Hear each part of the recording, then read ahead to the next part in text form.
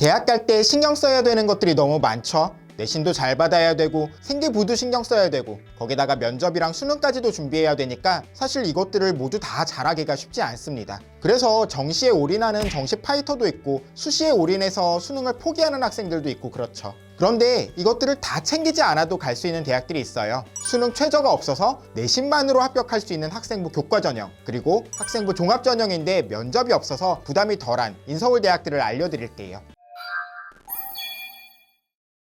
인서울 대학들은 교과 전형으로 선발할 때 대부분 최저 기준을 적용합니다. 최저가 없던 연세대랑 한양대도 올해부터는 교과 전형에 최저를 적용하게 돼요. 하지만 그래도 3,000명 정도는 최저 없이 교과로 선발하니까 잘 알아두면 좋겠죠. 이렇게 최저 없는 교과 전형은 크게 세 가지로 나눌 수 있어요. 학생부로만 선발하는 대학, 두 번째는 학생부와 서류를 함께 활용하는 대학, 세 번째는 면접을 보는 대학인데요. 먼저 최저 없이 학생부로만 선발하는 대학에 합격하기 위해서는 사실 그만큼 성적이 좋아야 됩니다. 예를 들어서 광운대는 오랫동안 최저 없는 교과 전형을 운영하고 있는데요. 2023학년도 입결을 보면 70% 컷의 평균이 2.06이었습니다. 그런데 최저를 적용하는 대학인 홍익대의 입결은 1.97이었어요. 물론 홍익대가 조금 더 높긴 하지만 대학에 대한 선호도 차이를 비교했을 때 광운대 입결이 굉장히 높게 형성되어 있다고 할 수 있죠. 이렇게 최저가 없는 대학의 교과 전형에 합격하기 위해서는 상대적으로 내신 성적이 높아야 합니다. 올해 이렇게 교과 성적으로만 선발하는 대학으로는 광운대, 덕성여대, 명지대, 서경대, 한성대 같은 대학이 있어요.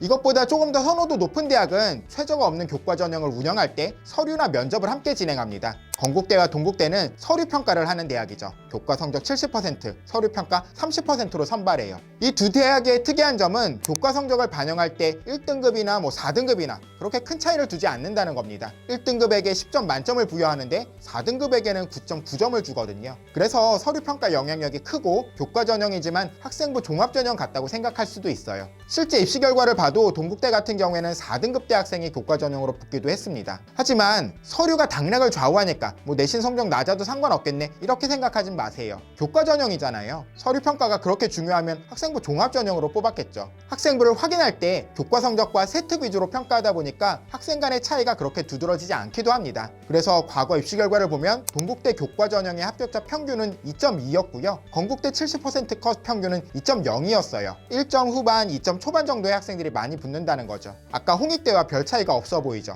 다만 최저가 없어서 수능을 못 봐도 갈 수 있긴 하지만 학생부도 꽤 챙긴 학생들이 선발될 수 있다고 생각하시면 좋을 것 같습니다. 최저 대신에 면접을 보는 대학도 있어요. 명지대와 이화여대인데요. 아까 명지대는 최저 없이 교과 성적으로만 선발하는 대학 목록에도 있었죠. 그건 명지대가 교과 전형을 2개 전형으로 운영하고 있어서예요. 아무튼 이 면접이 엄청 까다롭진 않습니다. 진로 계획이나 지원 동기, 고등학교 시절의 전공과 관련해 어떤 노력들을 했는지 이런 것들을 물어보니까 미리 답변을 준비해 볼 수 있어요. 명지대 같은 경우에는 조금 특이한 게 면접 기초 자료라는 것을 작성하고 나서 그걸 바탕으로 면접이 진행되는데요. 과거 기출문항들이 홈페이지에 공개되어 있으니까 확인해 보시면 좋을 것 같습니다. 입시 결과는 이대의 경우에는 70% 컷이 1.8이었고요. 명지대는 작년에 교과 성적을 반영하는 방식이 바뀌었거든요. 그 이후의 입결은 아직 공개되지 않았어요. 하지만 면접만 잘 치른다면 3등급 초중반 학생도 충분히 합격할 수 있었을 겁니다. 다시 정리하면 최저 없이 성적으로만 뽑는 학생부 교과 전형을 운영하는 대학은 광운대, 덕성여대, 명지대, 서경대, 한성대가 있고요. 서류 평가가 더해진 대학은 건국대, 동국대, 면접이 더해진 대학은 명지대와 이화여대입니다.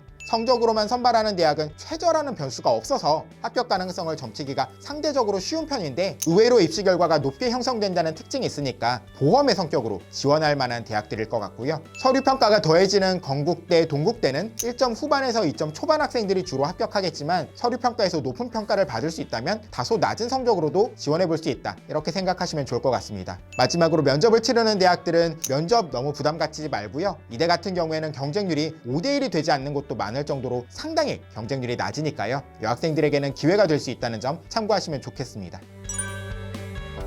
학생부 종합전형은 대체로 최저 기준이 없죠. 수능 신경 쓰지 않아도 되는 경우가 많아요. 서울대, 연세대, 고려대, 이대, 홍익대 그리고 의치항 같은 곳 아니면 대체로 최저 기준이 없어요. 거기에다가 작년부터는 자기소개서도 없어져서 학생들의 부담이 덜한 편입니다. 그런데 여전히 면접에 대한 부담은 남아있죠. 학종을 준비하는 학생들은 대체로 자기 주도적인 활동을 많이 하는 학생들이고 자기 어필이 잘 되는 학생들도 많지만 면접을 부담스러워하는 경우들도 꽤 있어요. 그럴 땐 면접 없이 서류로만 선발하는 대학을 생각해 볼 수 있습니다. 이렇게 서류만으로 뽑는 곳에 지원할 때에는 장점도 있어요. 작년에 자기소개서가 없어지면서 학종 경쟁률이 엄청 올랐습니다. 학종인데도 경쟁률이 30대 1 이런 곳들도 많았죠. 그런데 서류형은 면접형에 비해서 경쟁률이 상대적으로 낮아요. 또 추가 합격이 많기도 합니다. 23학년도 한국외대 서울 캠퍼스 입결을 보면 면접형의 충원율은 49%였는데 서류형은 87%였어요. 경쟁률은 낮은데 충원율이 더 높다는 거죠. 합격할 수 있는 확률이 더 높다는 거겠죠. 올해도 학생부 종합전형의 경쟁률은 높을 것 같습니다. 그런 경우에 최저도 면접도 없는 학생부 종합전형을 쓰는 게 부담도 덜할 수 있고 합격에 있어서도 더 유리할 수 있다는 점을 기억하시면 좋겠어요.